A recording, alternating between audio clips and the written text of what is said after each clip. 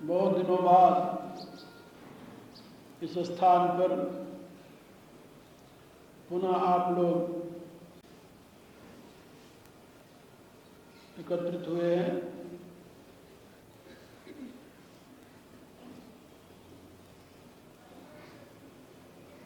नौ दिन तक आपको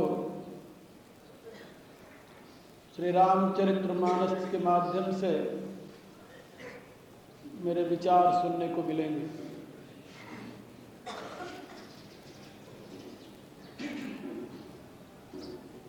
रामचरितमानस रामायण एक सांस्कृतिक महाकाव्य है और उस महाकाव्य में अनेक आदर्श पात्र हैं जो मनुष्य को आदर्श जीवन जीने की प्रेरणा और दिशा प्रदान करते हैं।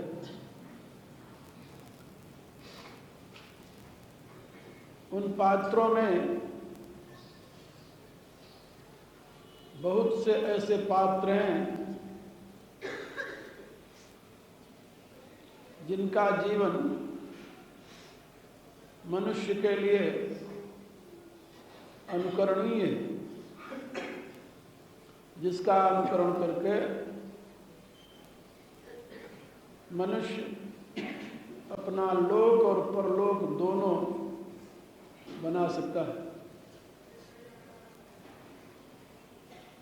उन पात्रों में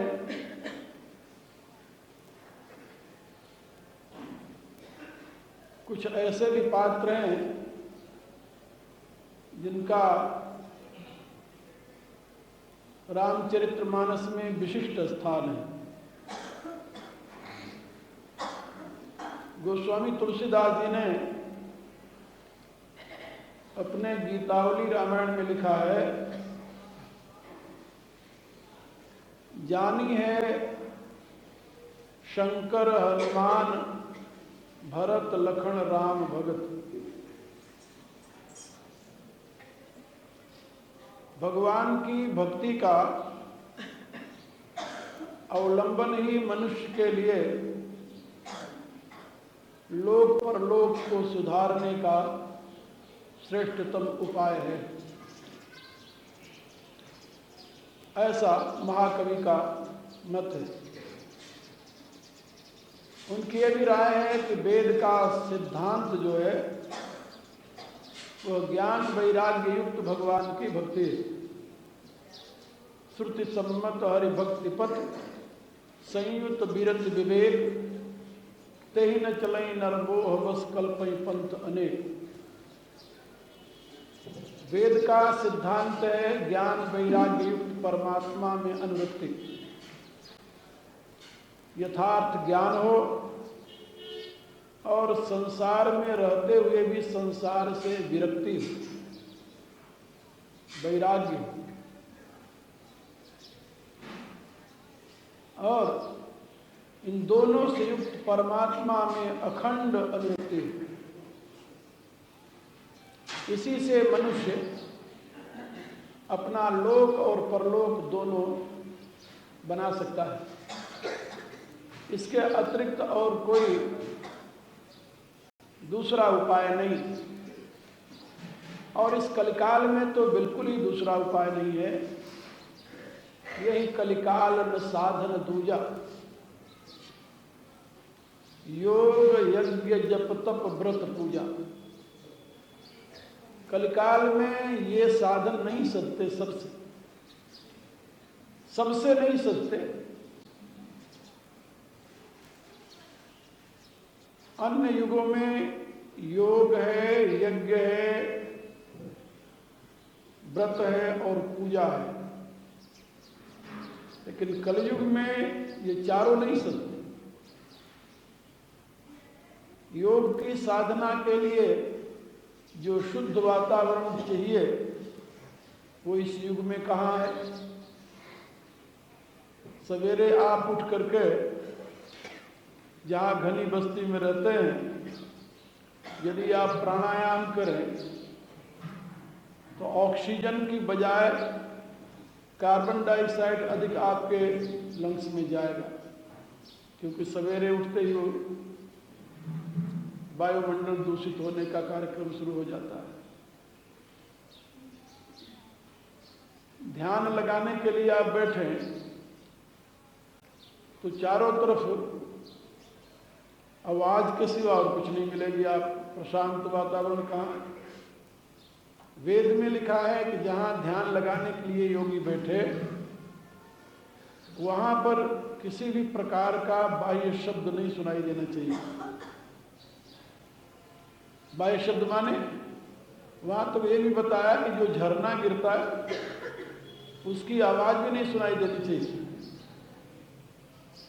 ऐसा वेद में उसका निर्देश है। लेकिन आज कहीं भी आप बैठें और कुछ नहीं तो अगल बगल जो गाड़ियां जा रही हैं उन्हीं की आवाज सुनाई देगी। आप हम विदेशों में रहते हैं, देखते हैं भारत से अधिक गाड़ियां वहां पर हैं, लेकिन आप कहीं हॉर्न की आवाज नहीं सुन सकते। हॉर्न बजाना माने बहुत बड़े खतरे या बहुत बड़े यानी किसी अनर्थकारी स्थिति का अवबोधन है। और यहां तो बिना हॉर्न बजाए आप एक कदम आगे नहीं गाड़ी ले जा सकते। इसलिए शांति से कहीं आप सवेरे उठकर ध्यान करें मुश्किल है। मंदिरों में ध्यान करने की जो व्यवस्था थी, वहां जहां मंदिर खुलते हैं 5 बजे से, अब वहां कोई भजन गाने वाला कहने वाला तो है नहीं, कैसेट लग गया और अगल बगल के वातावरण को इतना दूषित कर रहा है भजन के नाम पर। तो आप शांति से ध्यान कहाँ करेंगे? तो योग की विधि तो रही नहीं। यज्ञ के लिए कोई शुद्ध वातावरण नहीं है। शास्त्रों में बताया गया कि यज्ञ जो है वह केवल गऊ के घृत से ही किया जाता है। इसीलिए गऊ का एक नाम है यज्ञ, और वह यज्ञ याज्ञिक पशु है। गऊ का नाम है याज्ञिक पशु। याज्ञिक पशु माने यज्ञ संपन्न करने वाली पशु। शास्त्र में भैंस के घी से हवन करना ये आसुरी कर्म है, दैवी नहीं। उस आहुति को देवता ग्रहण नहीं करते, असुर ग्रहण करते हैं। उससे दैवी प्रवृत्ति नहीं बनती, आसुरी प्रवृत्ति बनती है। आजकल जो बड़े बड़े यज्ञ के अनुष्ठान होते हैं, आप क्या समझते हैं कि वो दैवी यज्ञ है? क्योंकि वहां तो भैंस तो दूर रही, लोहे की भैंस की घी का प्रयोग होता है। शुद्ध घी तो दर्शन के लिए नहीं मिलता। तो गऊ का घी कहाँ धरा हुआ है कि आप यज्ञ अनुष्ठान करेंगे? यदि मुश्किल से आपको गऊ का घी मिल जाए तो यज्ञ कराने वाला कोई शुद्ध पुरोहित नहीं मिलेगा जो निष्काम भाव से यज्ञ का ज्ञाता हो और यज्ञ का अनुष्ठान करा सके। यदि आप यज्ञ करते भी हैं तो करने पर एक अहंकार पैदा होता है कि मेरे ऐसा किसी ने यज्ञ किया ही नहीं। ये कुछ ऐसे वातावरण का प्रभाव है कि जहां न योग हो सकता है न यज्ञ हो सकता है, और व्रत भी नहीं होता। व्रत के जितने नियम हैं उनका भी पालन नहीं होता। व्रत करने वाले तो एकादशी का व्रत करते हैं, मंगल का व्रत करते हैं, अनेक प्रकार का व्रत करते हैं, लेकिन व्रत में जो नियम है, जिन नियमों के पालन से व्रत का लाभ होता है, उन नियमों का अवलंबन नहीं ले पाते। इसलिए उससे भी कोई यथार्थ लाभ नहीं हो पाता, और न तो पूजा से ये यथार्थ लाभ होता है, क्योंकि पूजा की सामग्री ही नहीं है। आप जब षोडशोपचार पूजन करते हैं ना, 16 प्रकार के पदार्थों से भगवान की पूजा करते हैं, तो मैं देखता हूँ, मुझे कभी कभी हंसी भी आती है कि सर्वाभावे अक्षतम समर्पयामि। पूजा की पूरी सामग्री नहीं होती वहाँ, और पूजा का जो यथार्थ विधान है वही नहीं हो पाता। जब आप छोटी सी मोली तोड़ करके वहाँ रखते हैं तो पंडित क्या मंत्र बोलता है जानते हो? वस्त्रम समर्पयामि। अब उस मोली से आप अपने लोक लज्जा निवारणे श्लोक की जो पूर्ति होती है कौन सी करेंगे? ये तो भगवान के ठगने वाली बात है। तो आप पूजा भी नहीं कर पाते सही रूप से। तो योग यज्ञ जप तप व्रत पूजा, और तप करने के लिए किसके पास फुर्सत है? इंद्रियों को संयमित रखना, मन को संयमित रखना, शरीर को संयमित रखना, बुद्धि को स्थिर रखना, ये तब कोई छोटी सी बात नहीं है। तुलसीदास जी ने बताया यही कलिकाल साधन दूजा, योग यज्ञ जप तप व्रत पूजा। ये सारे साधन इस समय लंगड़े हो चुके हैं। कली के प्रभाव से, युग के प्रभाव से इनका जो प्रभुत्व है, इनका जो महत्व है, वह पूरा कार्य नहीं कर पा रहा, कि वो सध नहीं पाते। इसलिए उन्होंने कहा कि रामई सुमिरी गाइय रामई, संतत सुनिय राम गुण ग्रामई, जा सुपतित पावन बड़बाना, कहे संत श्रुतिवेद। राम को ही, परमात्मा का ही चिंतन कीजिए, परमात्मा के गुणों का गान कीजिए, इसमें कुछ लगता नहीं। शुद्ध हो चाहे अशुद्ध हो। आप एक श्लोक सुनते हैं, अपवित्रम पवित्रम वा सर्वावस्थांगतोपि वा यह स्मरेत पुंडरीकाक्षम स बाह्य अंतरम शुचि। चाहे आप पवित्र हो चाहे अपवित्र हो, किसी भी अवस्था में हो, लेकिन पुंडरीकाक्ष, पुंडरीकाक्ष माने पुंडरी कहते कमल को, अक्ष माने नेत्र, कमल के समान जिसके नेत्र हैं, उन प्रभु को आप स्मरण कीजिए तो आपका अंदर और बाहर दोनों शुद्ध हो जाए। मेरे कहने का अभिप्राय कि यहां केवल एक साधन बचा है, प्रभु की शरणागति, प्रभु की भक्ति। और भक्ति एक ऐसा साधन है जो आपके सारे कल्मशों को धो करके आपको परमात्मा की गोद में बैठाने का कार्य संपन्न करती है। इससे श्रेष्ठ और कोई साधन नहीं है। लेकिन आज इस युग में भक्ति का भी कार्टून होता है, भक्ति का भी यथार्थ स्वरूप आपको नहीं मिलेगा। वहां भी आडंबर की कोई कमी नहीं है, वहां भी दिखावे की कोई कमी नहीं है। उसको भी एक प्रकार से युग का मोड़ दे दिया गया। लेकिन जो हमारे ग्रंथ हैं उनमें उसकी विधि तो बताई गई है, उसके साथ साथ उसके करने वाले आदर्श पुरुषों का चरित्र भी बताया गया है। भगवान की भक्ति कैसे करनी चाहिए, इसके लिए तुलसीदास जी कहते हैं केवल चार महापुरुषों ने भगवान की भक्ति के यथार्थ स्वरूप को जाना है।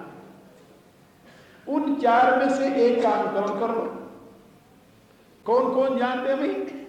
तुलसीदास जी लिखते हैं, ज्ञानी है शंकर हनुमान भरत लखन राम भगत।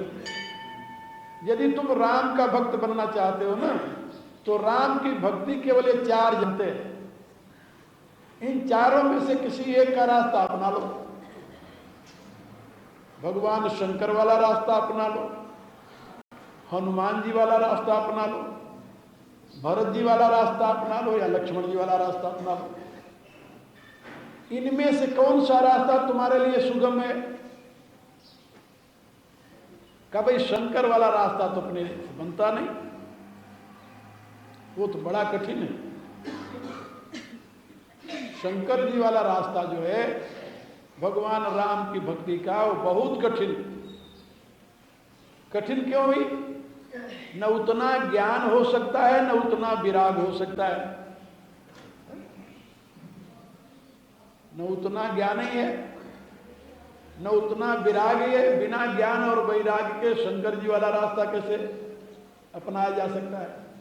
कहे तो हर एक के भक्ति में चाहिए, केवल शंकर जी वाले में ही नहीं। हनुमान जी वाली भक्ति कर सकते हो क्या? सोचो, जिसने अपने जीवन में कुछ चाहा ही नहीं, जिसका अपना कुछ रहा ही नहीं, जिसने कभी किसी प्रकार की वासना को अपने अंदर आने ही नहीं दिया, तो क्या हनुमान की भक्ति का अनुकरण हो सकता है? ये भी मुश्किल। हनुमान जी पूर्ण विरक्त हैं, बाल ब्रह्मचारी हैं, समाज की गतिविधियों से बहुत अलग हैं, किसी से कुछ लेना देना नहीं, न वहां कोई कर्तव्य है और न वहां कोई प्राप्तव्य है। भगवान शंकर के जीवन में भी न कोई कर्तव्य है न कोई प्राप्तव्य है। कर्तव्य और प्राप्तव्य इन दोनों से जुड़ा हुआ व्यक्ति कर्तव्य और प्राप्तव्य से परे रहने वाले महापुरुषों का कैसे अनुकरण कर सकता है? आपके साथ तो कर्तव्य जुड़ा हुआ है, प्राप्तव्य जुड़ा हुआ है, दोनों जुड़ा हुआ है। ये करना है और ये पाना है। जहां ये दोनों जुड़े हुए हों वहां बहुत मुश्किल है एक ऐसे महापुरुष के जीवन का अनुकरण करना जहां न कोई कर्तव्य है न कोई प्राप्तव्य है। क्योंकि कर्तव्य तो प्राप्तव्य के साथ जुड़ा हुआ है ना। गीता का यह कथन है कि जिसको कुछ पाना है उसको कुछ करना चाहिए, बिना किए पा नहीं सकता। ये गीता का सिद्धांत है। यदि कुछ पाना है तुम्हें तो करना चाहिए, बिना किए जो पाने की चाह है वो अज्ञानता है। इसलिए प्राप्तव्य के साथ कर्तव्य जुड़ा हुआ होता है। 6ठे अध्याय में भगवान ने बताया आरुक्षेर मुनेर योगम कर्म कारण मुच्यते। कहा जो उच्चतम अवस्था को प्राप्त करना चाहता है तो पहले उसे कर्म करना चाहिए। कर्म क्यों करना चाहिए भाई? कहा कर्म इसलिए करना चाहिए, योगिनः कर्म कुर्वन्ति संगम त्यक्त्वा आत्मशुद्ध। बिना कर्म किए तुम्हारी आत्मशुद्धि नहीं हो सकती, इसलिए तुम्हें कर्म करना चाहिए। चित्त शुद्धि के लिए कर्म करना चाहिए, मन शुद्धि के लिए कर्म करना चाहिए, अहम शुद्धि के लिए कर्म करना चाहिए। बिना कर्म के शुद्धि नहीं होगी। और जिसको कुछ पाना ही नहीं है उसके लिए कोई कर्तव्य नहीं। गीता कहती है यस्त्वात्मरतिरेव स्यात् आत्मतृप्तश्च मानव आत्मन्येव संतुष्ट तस्य कार्यं न विद्यते। जो अपने आत्मा में ही रमण करता है, आत्मा में ही तृप्त है, आत्मा में ही तुष्ट है, उसके लिए कोई कर्तव्य नहीं। तो भगवान शंकर और भगवान मारुति ये उस अवस्था में रहने वाले हैं जहां कोई न तो प्राप्तव्य है न तो कोई कर्तव्य है। इसलिए इनका तो अनुकरण आपसे होगा नहीं। अब कोई ऐसा आदर्श ढूंढिए जिसके सामने कर्तव्य भी हो और प्राप्तव्य भी हो। तो अब 2 महापुरुष रह जाते हैं हमारे पास, एक तो भरत और दूसरे लक्ष्मण। ये 2 महापुरुष रहते हैं भगवान की भक्ति का अनुकरण करने के लिए। चार में से दो का अनुकरण तो बड़ा कठिन नहीं असंभव है, उसके लिए जिसके पास कर्तव्य हो और प्राप्तव्य हो। जिसको दुनिया से कुछ लेना है उसको दुनिया के लिए कुछ करना पड़ेगा। जिसको किसी से कुछ नहीं चाहिए उसके लिए कुछ करने की व्यवस्था नहीं। अब आगे गोस्वामी जी कहते हैं कि रह गए अब दो महापुरुष, भरत और हनुमान, भरत और लक्ष्मण। यद्यपि इन दोनों महापुरुषों के लिए भी कुछ प्राप्तव्य नहीं है, लेकिन इनके साथ कर्तव्य जुड़ा हुआ है और कर्तव्य के नाते प्राप्तव्य भी जुड़ा हुआ है, इनडायरेक्टली जैसे कह दो, प्रकारांतर से। और उस प्राप्तव्य के लिए इनको कर्तव्य करना अनिवार्य हो गया है। इन दोनों में भी लक्ष्मण वाला रास्ता आप अपना लेंगे, हमें तो असंभव लगता है। राम के लिए परिवार, घर, पत्नी, सारा ऐश्वर्य छोड़कर जंगल में चले जाएंगे आप, संभव है? 1 घंटे राम की कथा सुनने के लिए तो समय नहीं निकलता। तो लक्ष्मण की तरह ये आप घोषणा कर सकते हैं क्या? गुरु पितु मातु न जानऊ काऊ, कहूं स्वभाव नाथ पतियाऊ, मोरे सबई एक तुम स्वामी, दीन बंधु उर अंतर्यामी। ये निष्ठा है। लक्ष्मण का अनुकरण कर सकते हैं। लक्ष्मण का जीवन जो है वो विशेष धर्म से जुड़ा हुआ है। परिवार का त्याग करके परमात्मा के प्रति समर्पण, ये बड़ा ही मुश्किल है। भगवान राम कह रहे हैं कि नहीं लक्ष्मण, तुम मेरे साथ मत चलो। क्यों मत चलो? इसके लिए तर्क दे रहे हैं कि तुम जानते हो जासुराज प्रिय प्रजा दुखारी, सो नृप अवसी नरक अधिकारी।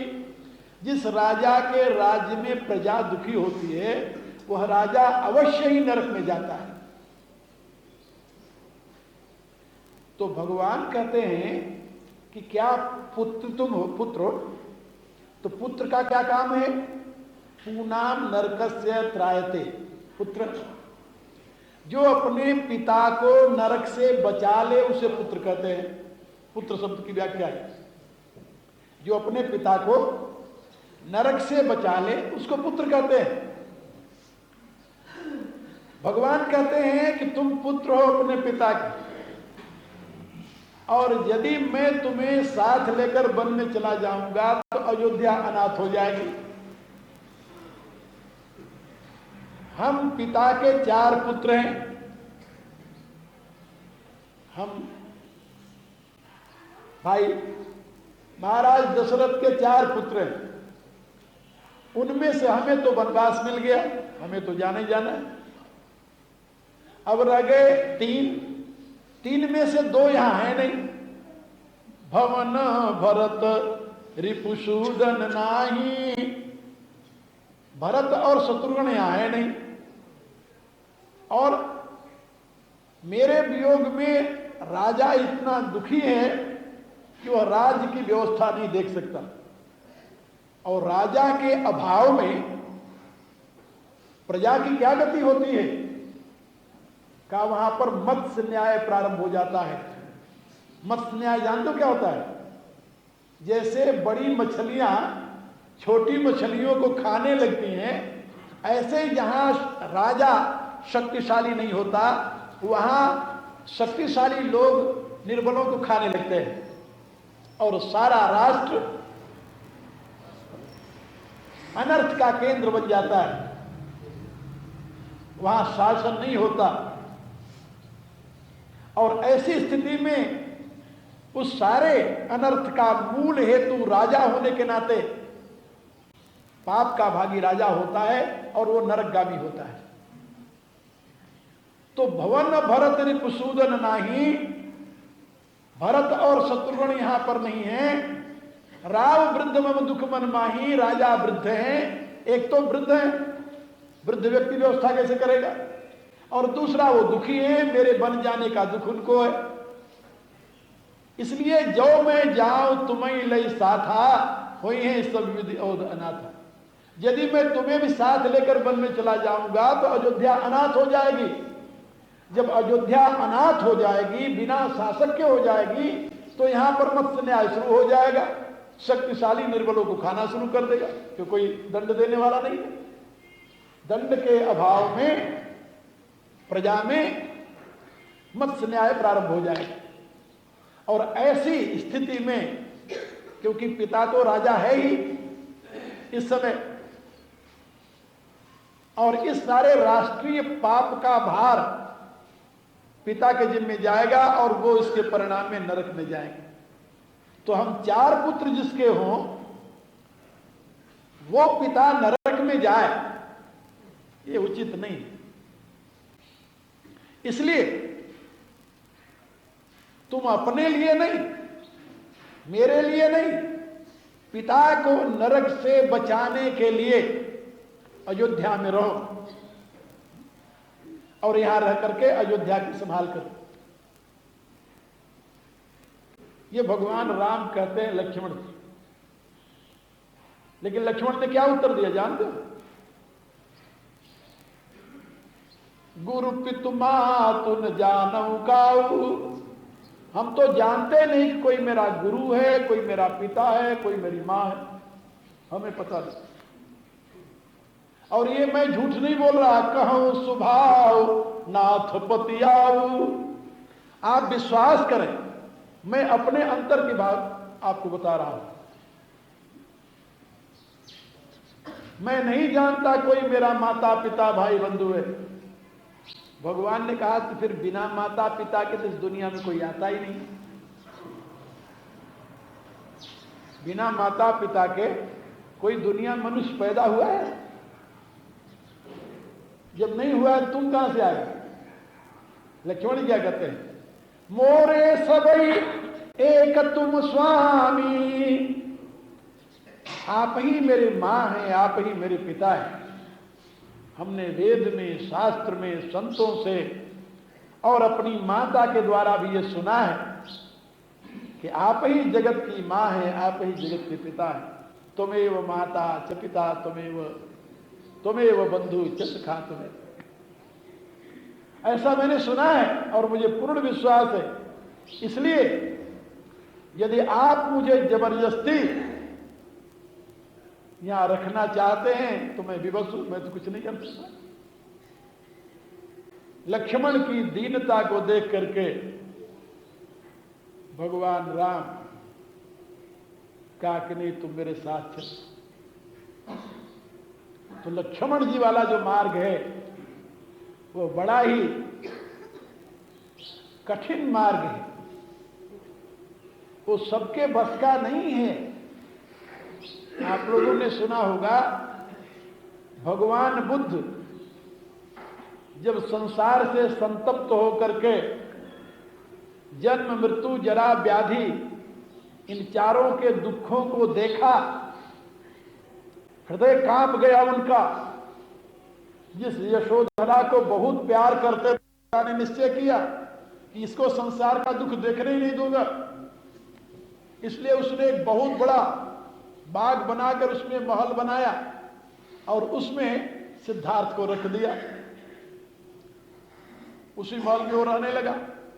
और पिता ने ये ऑर्डर निकाला, आदेश दिया कि कोई भी रोगी, कोई भी वृद्ध इस बगीचे के अंदर नहीं जा सकता, इस महल के अंदर नहीं जा सकता। केवल नौजवान लड़के और लड़कियां वहां जाया करती थी।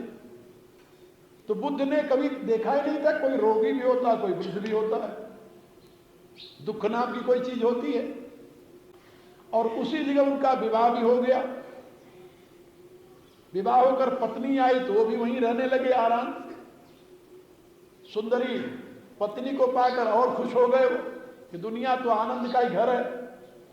सबसे पहले उन्होंने दुख देखा जब पत्नी को बच्चा हुआ तब।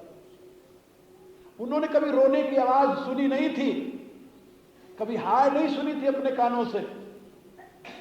लेकिन जब यशोधरा को प्रसव पीड़ा शुरू हुई तो घबरा गई। ये क्या, प्यार इतना था पत्नी से कि वो प्रसव काल में भी वहीं रहे। हालांकि ये पुरुष के लिए वर्जित है, प्रसव काल की अवस्था में पुरुष के लिए वर्जित है कि वो पत्नी के पास रहे। लेकिन नहीं, वहां पर उन्होंने देखा बच्चे कैसे पैदा होता है बच्चा, और उनका हृदय कांप गया कि ऐसे मैं भी पैदा हुआ हूं। और तभी मेरी मां मुझे जन्म देते ही मर गई। उनकी मां मर गई थी जन्म दे। उस पीड़ा से उनका हृदय कांप गया, व्यथित हो गया, और उन्होंने कहा कि ये सारा अनर्थ मेरे नाते हुआ है। ऐसा निश्चय करके अब मन बहलाने के लिए कहा कि हमें तो अब बाहर जाना है, अब मैं बड़ा हो गया, कोई छोटा भी नहीं रहा। अब उनके बाप ने भी सोचा कोई नहीं, अब तो स्त्री आ गई, बच्चा हो गया, अब कहां जाए। लोग कहते हैं ना, लंगर बांध दो, लड़के को अपने आप पता रहेगा, विवाह कर दो। विवाह माने लंगर। ऐसे उनके पिता ने भी सोचा कि विवाह कर दो, अपने आप बन जाएगा, स्त्री बच्चे को छोड़कर पहुंच जाता है। अब वो रथ पर निकलकर जब बाहर चले तो वहां वृद्ध देख लिया। उससे पूछा रथमान से कि ये कौन है। कहा ये वृद्ध व्यक्ति है। कहा वृद्ध क्या होता है। कहा राजकुमार जैसे बच्चा होता है ऐसे बड़ा होता है, जवान होता है, फिर वृद्ध हो जाता है। क्या अभिप्राय कि मैं भी एक दिन वृद्ध हो जाऊंगा। ये तो सृष्टि का नियम है। तो लौट आया, कहता फिर लौट जाओ तुम। दूसरे दिन दूसरे फाटक से निकल करके गए, वहां एक रोगी पड़ा हुआ था, उसको देख लिया। कहा इसको क्या हो गया। कहा रोग हो गया। कहा रोग क्या होता है। कहा तो शरीर है, ये पंच तत्वों से बना हुआ है, इसमें वात पित्त और कफ का साम्राज्य, इसमें विकृति हो जाती तो रोगी हो जाता है। कहा रोग किसी को भी हो सकता है। कहा तो शरीर का धर्म है। उसका हृदय कांप गया कि तो मैं भी कभी रोगी हो सकता हूं फिर तो। तीसरे दिन फिर उसने कहा कि हमें तीसरे दरवाजे से ले चल। क्योंकि आप लोगों ने देखा होगा, राजा के राज्य होते थे तो जो शहर होता था वो चारों तरफ से बंद होता था, फाटक से बड़ी दीवार होती थी चारों तरफ, और 4 दरवाजे उसके होते थे, पूरब, पश्चिम, उत्तर और दक्षिण। ऐसे ही कपिल वस्तु में भी 4 दरवाजे थे, उनके पिता का जो राज्य था उसमें। अब वो तीसरे दरवाजे से जब गए तो वहां पर देखा एक आदमी मर गया था, उसको कंधे पर लोग लेकर जा रहे थे, आवाज लगा रहे थे, राम नाम सत्य है, सत्य कहे गत्य है। उन्होंने पूछा ये क्या हो गया, इसको क्यों बांध कर ले जा रहे, क्योंकि मुंह उसका दिखाई दे रहा था। कहा इस व्यक्ति क्यों बांध कर ले जा रहे। कहा व्यक्ति अब मर गया। कहा मर गया क्या होता है। कहा इसकी आत्मा इसके शरीर को छोड़कर चली गई। कहा इसको क्या करेंगे। कहा वो स्मशान है, वहां ले जाकर इसको जलाएंगे। उनका हृदय कांप गया, क्या मेरे साथ भी यही होगा। कहा यार तो जिस सृष्टि में पैदा होता है सबके साथ यही होता है। कहा कि फिर लौट चलो। लौट करके जब महल में आ गए, सोचने लगे क्या करना चाहिए। जन्म को देख लिया था, बच्चे को पैदा होते,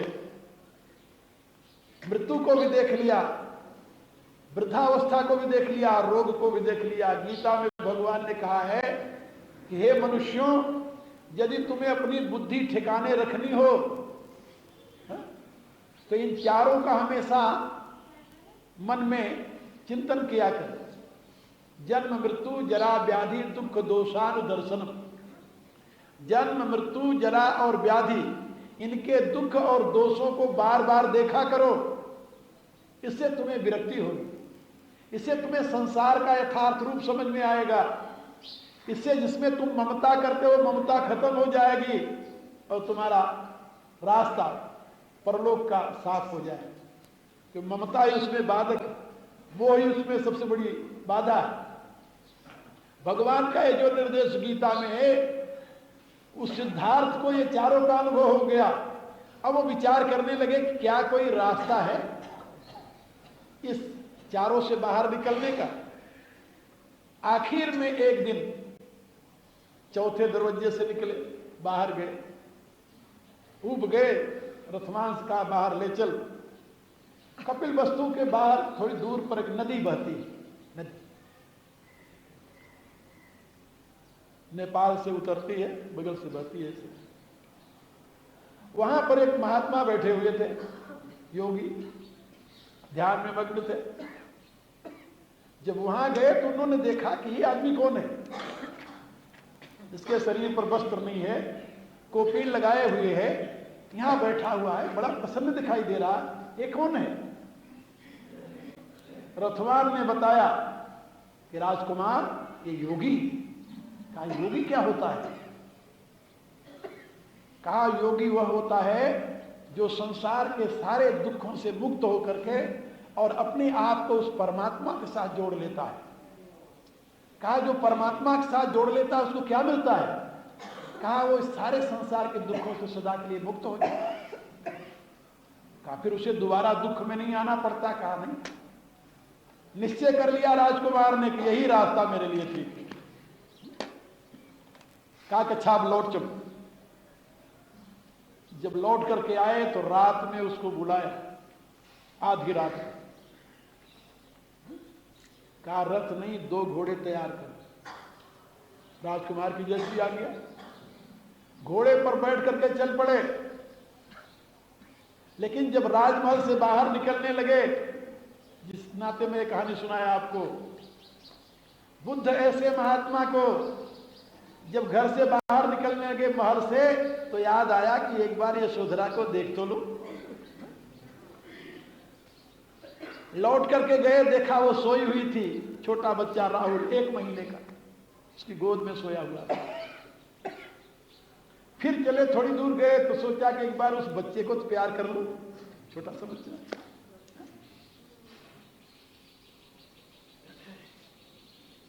फिर लौट करके आए, देखा छोटे बच्चे को प्यार किया, यशोधरा को देखा सोई हुई थी। फिर चल पड़े, जौड़ी तक गए तो फिर मन ने कहा कि एक बार तो तुम उसको सोती हुई छोड़कर जा रहे हो, इसे मैं बता तो दुख में जा रहा। फिर लौट पड़े, लेकिन किसी शक्ति ने उनको जैसे अवबोधित करते हुए कहा कि यदि तुम इस मोह में पड़े रहोगे तो कभी इससे छुटकारा नहीं मिलने का। और बीच से ही लौट पड़े कि नहीं, इस बंधन में मुझे नहीं रहना, और वहीं से चल दिए। भगवान बुद्ध जिसको आप कहते हो, वो भी घर से त्याग करके चलते समय 3 बार चक्कर काटे। लेकिन क्या कभी आप लक्ष्मण के जीवन को पढ़ते समय देखा कि जब राम के साथ वन जाना हुआ तो उनको एक बात भी उर्मिला याद आई कि जाकर जरा पूछ लूं क्या रहा है? नहीं याद, ध्यान भी नहीं। कई बार पढ़ी लिखी देवियां तर्क करती हैं कि लक्ष्मण बिना उर्मिला से सलाह किए वन में चले गए, कौन सी अच्छी बात की। तो क्या करते, उर्मिला से राय लेकर जाते, उर्मिला के नौकर लगे हुए थे। मेरे कहने का अभिप्राय कि त्याग करना लक्ष्मण जैसा बहुत मुश्किल, और ऐसी मां कहां मिलेगी जैसी मां लक्ष्मण की थी। इस युग में तो माता और पिता दोनों के एक ही काम है, बच्चा आया रोज कान में उसके ये बताती हैं, मंत्र देती हैं, मातु पिता बालकन बुलावे, उदर भरई सोई धर्म सिखावे। बेटे वो काम करो जिससे 4 पैसे मिले, इसमें क्या रखा हुआ है? हर एक माँ, हर एक बाप बच्चों को यही शिक्षा देता है, जिससे 4 पैसे मिले वो काम करो। इसमें क्या रखा हुआ है? भगवान की भक्ति में लगे, कहते अभी ये तेरा समय नहीं है, ये तेरा समय नहीं है, जब तेरा समय आएगा तब भजन करना, ये तो भजन करने का मेरा समय है। तो उसे पूछो कि तेरा समय तू कितना भजन करती है या करता है? मरते मरते तक बच्चों के लिए याद बनी रहती, थोड़ा और कमा कर दे जाए तो अच्छा रहेगा। हर एक व्यक्ति सोचता है कि कम से कम 7 पुश्त तो हमारी कमाई खाए। ये जो मोह है, ये जो ममता है, ये जो आसक्ति है, ये जो लोभ है, कईयों को मैं देखता हूं लड़के से परेशान है, लड़के से दुखी है, लेकिन छोटे से पोते को लेकर घूमते हैं कि मेरी आशा लड़के ने पूरी नहीं की, ये कर देगा।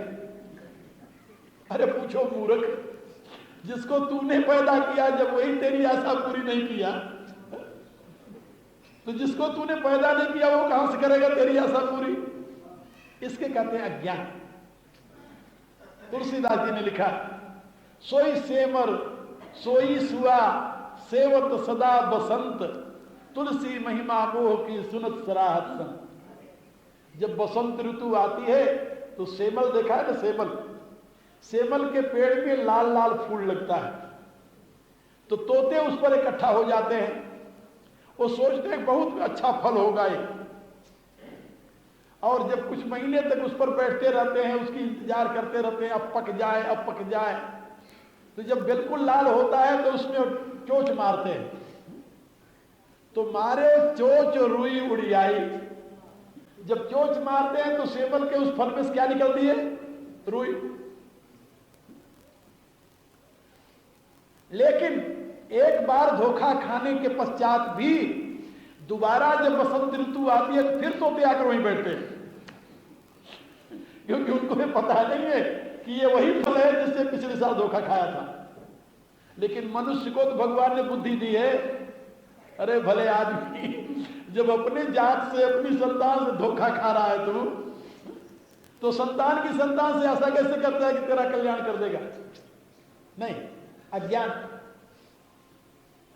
बहुत मुश्किल है वह रास्ता अपनाना जिससे लोक और परलोक दोनों सिद्ध होता है, बहुत मुश्किल। इसलिए मैं आपको बता रहा था कि लक्ष्मण का रास्ता अपनाना सरल नहीं, बहुत कठिन है। त्याग बहुत कठिन है, वैराग्य बहुत कठिन है। लक्ष्मण में त्याग भी है और वैराग्य भी है। त्याग और वैराग्य में अंतर क्या है जानते हैं? वैराग्य कहते हैं विगत राग को, वस्तु है उसमें राग नहीं है, उसको वैराग्य कहते हैं। और त्याग कहते हैं न वस्तु है न उसमें राग, दोनों ही नहीं। लक्ष्मण उस मार्ग के अनुयायी हैं जिसमें त्याग भी है वैराग्य भी है, वस्तु नहीं है और उसमें राग भी नहीं है। ये बहुत बड़ा रास्ता है, बहुत बड़ा नहीं है, बहुत कठिन है। रास्ता बड़ा तो इससे आगे वाला है कि वस्तु हो और राग न हो, ये उससे भी कठिन है। ये बात समझ रहे हो? वस्तु है लेकिन राग नहीं है।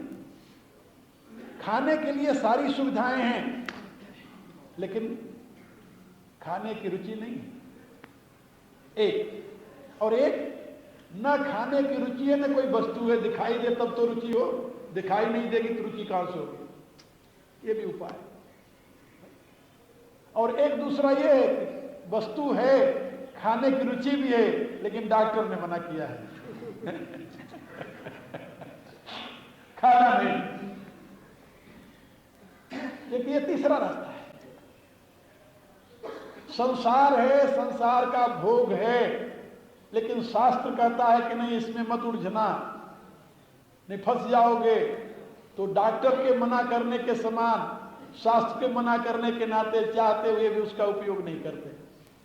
भगवान कहते हैं ये त्याग तो कर दिया लेकिन राग बना हुआ है, इसमें त्याग तो होता है लेकिन राग नहीं जाता। और इस स्थिति को भगवान ने क्या कहा गीता में? भगवान ने गीता के 3रे अध्याय में इस स्थिति को कहा मिथ्याचार से उच्यते। ये मिथ्याचार पदार्थ है, रुचि भी है, लेकिन क्योंकि शास्त्र ने मना किया है इसलिए नहीं ले, ये मिथ्याचार है। और सदाचार क्या है? पदार्थ है, रुचि नहीं। किसी डॉक्टर ने नहीं मना किया, अपने रुचि नहीं, इसकी आवश्यकता नहीं। ये इसको सदाचार कहते हैं। पदार्थ के होते हुए भी, सामर्थ्य के होते हुए भी पदार्थ के उपभोग की प्रवृत्ति न होना, यह सदाचार है। और पदार्थ का भी त्याग और उसमें रुचि का भी त्याग, ये दोनों। लक्ष्मण उस स्थिति में है जहां पर कि न तो रहेगा बाज, बांस न बजेगी बांसुरी, अपने अयोध्या में रहेंगे ही नहीं, जहां राम रहेंगे वहीं हम रहेंगे। क्योंकि मां ने सीख दी है अवध तहां जहां राम निवासु, तहीं दिवस जहां तरणी प्रकाशु। दिन कहां होता है? कहां? जहां सूर्य का प्रकाश हो।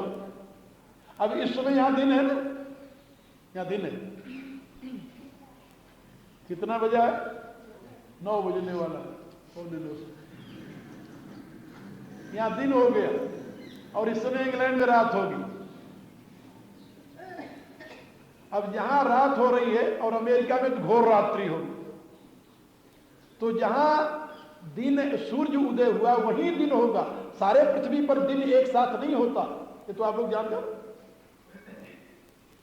इस बात से जरा ये भी सोचो कि सूर्य की इस गति और इस व्यवस्था से आज से 400 वर्ष पहले का महात्मा भी परिचित।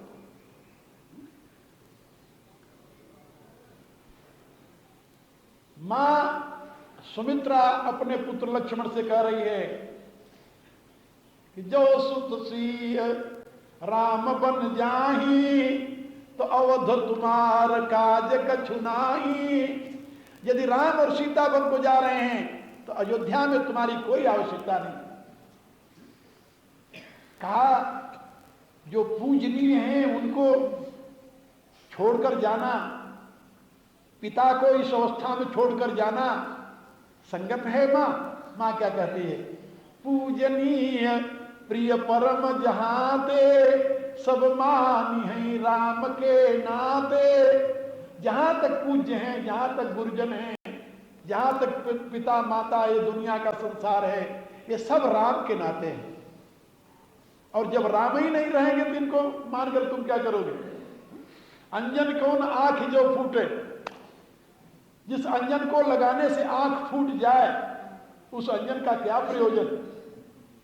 जिस पूजनीयों को मानने से राम से ही दूर हो जाए, उन पूजनीयों को लेकर क्या करोगे तुम? पिता ने कहा कि नहीं, तुम्हें भगवान की भक्ति अभी करने के समय नहीं है। धर्मशास्त्र ने कहा कि पिता की आज्ञा माननी चाहिए। अब यदि तुम पिता की आज्ञा मान लो तो क्या बनोगे? भगत? नहीं। मां की आज्ञा मान लोगे तो क्या बनोगे? वर्तमान में माता पिता की आज्ञा केवल यह है कि जिससे 4 पैसा मिले वही काम करो। अब 4 पैसे के लालच में तुम अपना धर्म बेच दो, अपना कर्म बेच दो, अपनी जमीन खत्म कर दो, 4 पैसे ले आओ कहीं से। लेकिन सुमित्रा ऐसी मां नहीं है। सुमित्रा अपने पुत्र को राम भक्ति का उपदेश देती है और वो बताती है कि यदि राम और सीता वन को जा रहे हैं तो तुम्हारा अयोध्या में रहने का कोई कारण नहीं। इसलिए लक्ष्मण की मां लक्ष्मण को लक्ष्मण बनाया। लक्ष्मण की मां ये नहीं कहा कि जाकर रहे हो जरा घर में जाकर दुल्हन से भी मिल लो, ये नहीं कहा। बहू से भी मिलते आओ, उससे राय ले लो, उसको ब्याह कर लाए हो।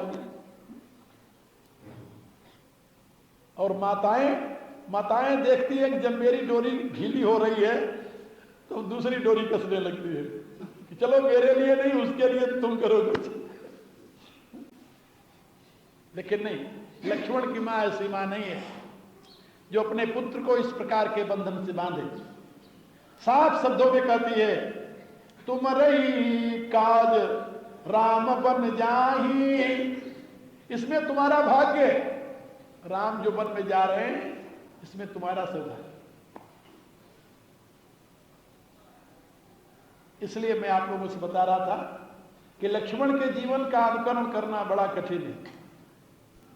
तो न तुम हनुमान बन सकते हो, न तुम शंकर बन सकते हो, न तुम लक्ष्मण बन सकते हो।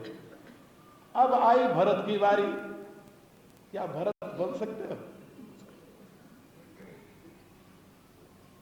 भरत बन सकते हो। इसीलिए तुलसीदास जी ने भरत के चरित्र के साथ एक दोहा लिखा, भरत चरित करि नेम तुलसी जे सादर सुनई। ये दोहा उन्होंने लक्ष्मण चरित्र के साथ नहीं लिखा, शंकर हनुमान के चरित्र के साथ नहीं लिखा, भरत के चरित्र के साथ लिखा।